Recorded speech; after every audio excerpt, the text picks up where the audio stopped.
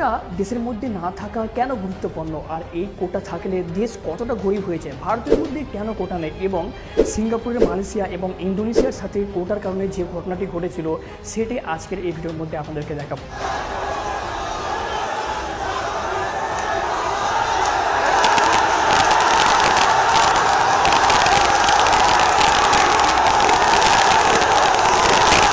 কোটা সংস্কার করে সংসদে আইন পাশ না হওয়া পর্যন্ত আন্দোলন থেকে পিছু হটবে না শিক্ষার্থীরা। এখন আমি আপনাদেরকে জানাবো যে এই কোটা ব্যবস্থা থাকার কারণে কিভাবে ইন্দোনেশিয়ার হালত খারাপ হয়ে গিয়েছিল এবং মালয়েশিয়াও পিছিয়ে গিয়েছিল একেবারেই সিঙ্গাপুরের থেকে।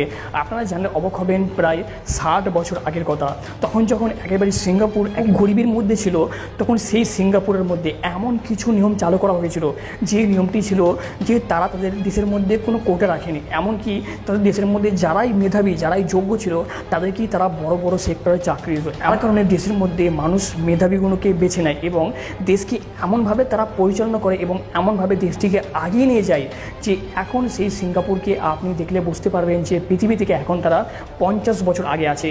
কিন্তু মালয়েশিয়ার সাথে যে ঘটনা ঘটেছিল কোটা থাকার কারণে, যেরকম কোটা বাংলাদেশের মধ্যে আছে, মালয়েশিয়ার মধ্যে মানুষ বসবাস করতো, কিছু ইন্ডিয়ান ছিল, কিছু চাইনিজ এবং কিছু রাশিয়ান, তারা মিলে বসবাস করতো। আর বেশিরভাগ মানুষ ওখানে ছিল মালাই, যারা মালয়েশিয়ার একেবারে প্রধান বাসিন্দা।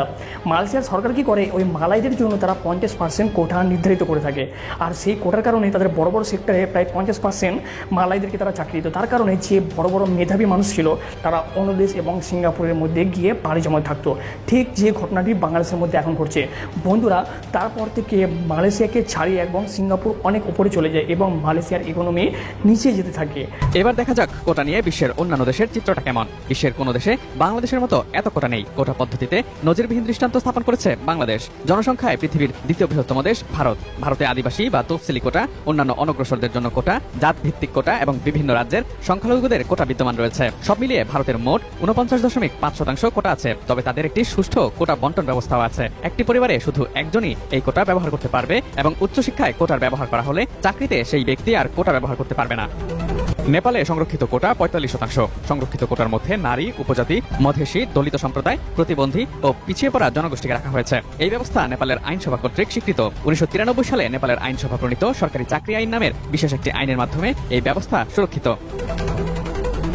মালয়েশিয়ার মোট জনসংখ্যার প্রায় 50.1% মালয়, 22.6% চীনা, 6.7% ভারতীয়, 1.8% স্বদেশজাত এবং 8.8% অন্যান্য। দেশটিতে উচ্চশিক্ষার ক্ষেত্রে জাতিগত কোটার মোট 55% সুবিধা পেয়ে থাকে মালয় জনগোষ্ঠী। উচ্চশিক্ষা, চাকরি, স্বল্পমূল্যে বাসস্থান সহ সব ক্ষেত্রে 60% সুবিধা ভোগ করে মালয় জনগোষ্ঠী, আর বাকি 40% সুবিধা ভোগ করে থাকে অন্যান্য জনগোষ্ঠী। তবে চাকরির ক্ষেত্রে গোষ্ঠীগত সুবিধা মিললেও মেধার পরিচয় দিয়েই প্রবেশ করতে হয় চাকরিতে। মার্কিন যুক্তরাষ্ট্রে শুধু শতকরা 8% চাকরি প্রতিবন্ধীদের জন্য সংরক্ষিত থাকে। তবে চাকরি, শিক্ষা বা অন্য কোনো প্রতিযোগিতামূলক ক্ষেত্রে যে কোনো ধরনের বর্ণ বৈষম্য একটি শাস্তিযোগ্য ফৌজদারি অপরাধ। চীনের মোট জনসংখ্যার 8% হচ্ছে বিভিন্ন জাতি ও আদিবাসী সম্প্রদায়। এই জনগোষ্ঠীর জন্য চীন সরকার স্বীকৃতভাবে সরকারি চাকরির ক্ষেত্রে অন্যদের তুলনায় অপেক্ষাকৃত কম যোগ্যতার বিধান রেখেছে। প্রতিবন্ধী ব্যক্তিদের জন্য চীনে এখনও 1.5% চাকরি সংরক্ষণ করা হয়। জাপানে বুরাকুমিন সম্প্রদায় ও আদিবাসী সম্প্রদায়ের জন্য 5% কোটার ব্যবস্থা রাখা হয়েছে। দক্ষিণ এশিয়ার আরেক দেশ পাকিস্তানে কোটা পদ্ধতি চালু আছে বিভিন্ন প্রদেশের জনসংখ্যার উপর ভিত্তি করে। দেশটিতে কোটা পদ্ধতির মূল কারণ বিভিন্ন ক্ষেত্রে সব অঞ্চলের মানুষ যেন সমানভাবে অংশ নিতে পারেন। যেমন 1948 সালে পূর্ব বাংলার জনসংখ্যা ছিল গোটা পাকিস্তানের 56%, তাই নিয়োগের ক্ষেত্রেও সর্বোচ্চ 42% কোটা সুবিধা ভোগ করত পূর্ব বাংলার মানুষ। অন্যদিকে করাচির জনসংখ্যা ছিল 1.2%, তাই তাদের কোটা ছিল মাত্র 2%। এই জনসংখ্যার অনুপাতে কোটা এখনও অনুসরণ করা হয় পাকিস্তানে। মেধার ভিত্তিতে পাকিস্তানের সিভিল সার্ভিসে 7.5% নিয়োগ হয়ে থাকে। বন্ধুরা, একটা কথা আমি আপনাদেরকে আরও জানাবো যে ভারতের মধ্যে কেন কোটা নেই আপনি জানেন? ভারতের মধ্যে সিকিউরিটি সিস্টেম এবং মিলিটারি সিস্টেমের মধ্যে ভারত সরকার কোনো কোটা রাখেনি। শুধু তাই নয়, ভারতের যে সরকারি দপ্তর সেই সব সেক্টরের মধ্যে মাত্র 26% ভারত সরকার কোটা রেখেছে। কিন্তু বাংলাদেশের মধ্যে সেই কোটার পরিমাণ এতটাই বেড়ে গেছে, সেটাকে বাড়িয়ে 56% কোটা রেখে দেওয়া হয়েছে। বন্ধুরা, এই 56%-এর মধ্যে প্রায় 30% যে মুক্তিযোদ্ধারা যে কোটাটি পায় সেটা জানলে আপনারা অবাক হবেন। সেই 30% কোটার মধ্যে একেবারে রমরমা ব্যবসা হয়ে যায়। কোনো কোটাই থাকবে না, কোনো কোটারই দরকার নেই। আগের দিন বুধবার কোটা সংস্কারের দাবিতে সারা বাংলাদেশে এবং অবধারিতভাবে টিএসসি চত্বরে ফুঁসে উঠেছিল ছাত্রছাত্রীরা। ধারাবাহিক আন্দোলনের একেবারে অন্তিম এই পর্যায়ে এসে আন্দোলনকারীদের সংখ্যা বাড়তে বাড়তে বিরাট আকার ধারণ করে। তখন কিন্তু খুব একটা আনন্দিত হতে দেখা গেল না আন্দোলনকারীদেরকে। আমি বাতিল চাই না, আমি সংস্কার চাই। কারণ আজ যদি শেখ হাসিনা বলে যে কোটা বাতিল করবে, তাহলে এটা হাইকোর্টে রিট করা হবে।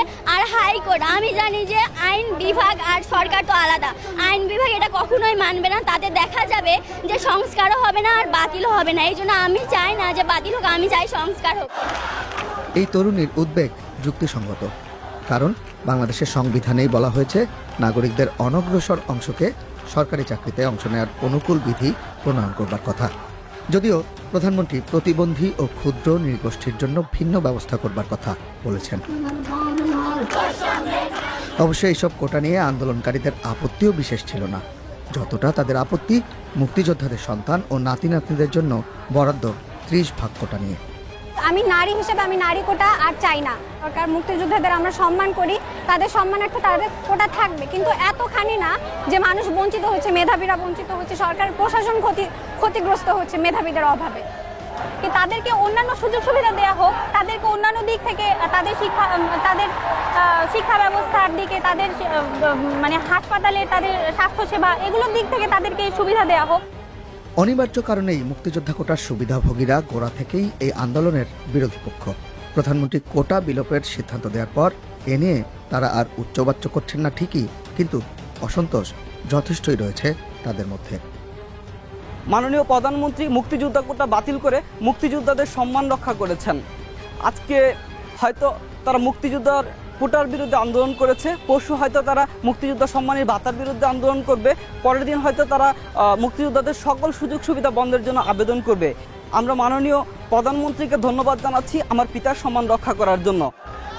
এদিকে তীব্র আন্দোলনের মুখে প্রধানমন্ত্রী যেভাবে কোটা বিলোপের ঘোষণা দিলেন তা নিয়ে রাজনৈতিক অঙ্গনে এখন নানা ব্যাখ্যা বিশ্লেষণ চলছে। এখন আমি আপনাদেরকে জানাবো যে বাংলাদেশের কোটাটি নিয়ে কিভাবে ব্যবসা করা হয়। বন্ধুরা, যে 30% কোটাটি মুক্তিযোদ্ধাদের জন্য রাখা হয়েছে, সেই 30% কোটাটিতে যারা চাকরি পায় তারা তো বিশেষ করে প্রকৃত একেবারেই মুক্তিযোদ্ধা নয়, এবং সেটিকে তারা এমন এমন মানুষকে চাকরি দিয়ে থাকে, এবং সেটা তাদের এক একটা কোটাকে এক একটা চাকরিতে তারা 10 লাখ টাকা করে নিয়ে তারা খেয়ে থাকে। শুধু আপনারা একটা কথা জানলে অবাক হয়ে যাবেন যে জেলাভিত্তিক যে কোটাটি 10% বাংলাদেশের মধ্যে আছে, সেই কোটাটিতে আসল জেলাভিত্তিক মানুষেরা চাকরি পায় না, চাকরি তারাই পায় যারা পয়সা দিতে পারেনি তাদেরকে। বন্ধুরা, ঠিক এমনটা করার জন্যই ইন্দোনেশিয়া আজ খারাপ, ইন্দোনেশিয়ার অর্থনৈতিক একেবারে নিচে নেমে গেছে, এবং এমনটি না করার কারণে আজ আপনি সিঙ্গাপুরের দিকে চেয়ে দেখুন, সিঙ্গাপুর 50 বছরের পৃথিবী থেকে আগে গেছে। আজ শনিবার সব বিশ্ববিদ্যালয় ও জেলা পর্যায়ে প্রতিনিধি বৈঠক করে সন্ধ্যা 6টায় পরবর্তী কর্মসূচি ঘোষণা করবে তারা। 2018 সালের কোটা সংস্কারের আন্দোলনের দাবি ছিল প্রথম ও দ্বিতীয় শ্রেণীর চাকুরিতে কোটা সংস্কার। তবে এবার আন্দোলনকারীরা সব গ্রেডে কোটা সংস্কারের দাবি করছেন। সালে এসে প্রয়োজনীয়তা আরো বাড়ছে, 18তে যতটুকু ছিল আমার কাছে মনে হয় 24 এসে আরো বাড়ছে। সো এই জায়গাটাতে আমি অ্যাবসলিউটলি তাদের পক্ষে আছি। অ্যাবসলিউটলি আমি মনে করি যে কোটার সংস্কার এইখানে দরকার, এবং এটার প্রয়োজনীয়তা খুবই প্রয়োজন। এখন আপনার মতো যারা তারকা, তারা কেন আসলে বলে না বা বলতে চায় না, কথা বলতে চায় না এই সকল? আমরা দেখেন আমাদের অনেকগুলো জায়গা থেকে সবসময় যখন স্টুডেন্টদের আমরা কানেক্টেড থাকি, স্টুডেন্টের অনেক সমস্যা আমাদের কাছে আসে, এবং আমরা সবসময় চেষ্টা করি জন্য একটা প্রপার ওয়েতে সমাধান দেওয়া যায়। দেখেন আমি বা 10 মিনিট স্কুল বা আমাদের সাথে যারা কানেক্টেড আছে, বন্দি বাচ্চারা আছে, আমরা সবাই চেষ্টা করি স্টুডেন্টের সাথে থাকে তাদের কথাগুলো শোনা। কিছুদিন আগে যেমন একটা এইচএসসি পরীক্ষা নিয়ে একটা ঝামেলার শিকার হয়েছিল স্টুডেন্টরা, তারা চেষ্টা করছিল পরীক্ষা পেছানোর জন্য। সো এয়ার ছিল, কাব্য ছিল, তারা প্রতিনিয়ত চেষ্টা করেছে স্টুডেন্টের সাথে বসার জন্য, নিজেরা আলাদা ফোরাম করে বসার জন্য। আমরা প্রেস রিলিজে দিয়েছিলাম, আমরা নিজেরা বসে একটা পুরো যে স্মারকলিপি আছে সেটা পড়েছিলাম, এবং এটা আমাদের যে মাননীয় শিক্ষামন্ত্রী আছে তার কাছে পাঠিয়েছিলাম। দেখতে হবে যে ব্যক্তি পর্যায়ে আমরা তো আসলে প্রাতিষ্ঠানিক পর্যায়ে বা ব্যক্তি পর্যায়ে থেকে একটা চেষ্টা করতে পারি, বাট প্রশাসনিক কোনো ক্ষমতা বলে আমাদের কাছে নাই। তো আমরা চেষ্টা করি গুছিয়ে যদি একটা জিনিস সরকারের কাছে, যারা কিনা এই ব্যাপারটা নিয়ে অ্যাকচুয়ালি পদক্ষেপ গ্রহণ করতে পারবে, তাদের কাছে নিয়ে যাওয়া যায়, তাহলে তারা এখানে একটা সুরাহা করতে পারবে। এবং সেই চেষ্টা আমাদের সবসময় ছিল, এবং এইচএসসির ক্ষেত্রে আমরা সেই কাজটা করেছি।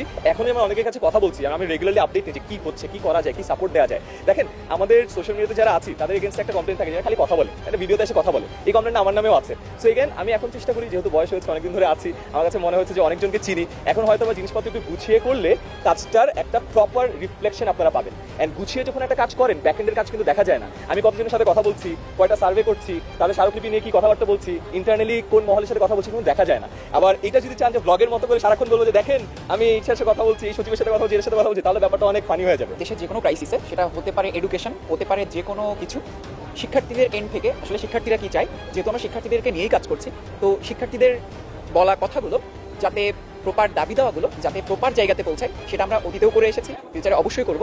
কারণ শিক্ষার্থীরা জাতির মেরুদণ্ড, তাদেরকে দিয়েই ফিউচার বাংলাদেশ গড়ে উঠবে, ডিজিটাল বাংলাদেশ গড়ে উঠবে।